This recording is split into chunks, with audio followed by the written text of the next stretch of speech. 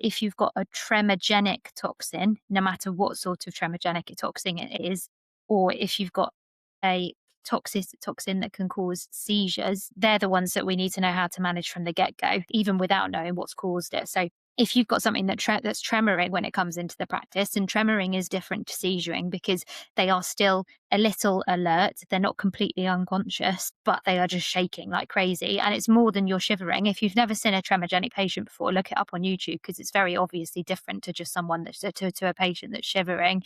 But it's like how would you describe it? It's almost like smaller seizure type activity, but they're with it, isn't it?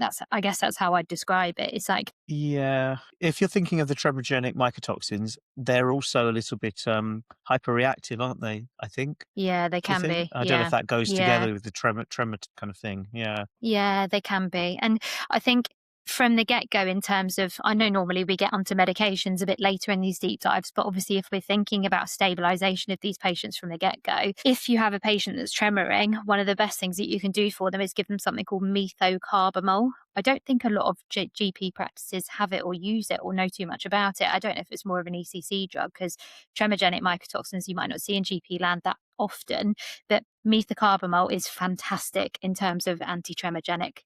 That's what it does. That's its nature. So in terms of dosage, you want to give between 20 to 45 mg per kg. Generally, I give between about 35 to 45 mg per kg. And you can either give it orally if they're quite alert, or I crush it, mix it with some water and give it as a rectal enema.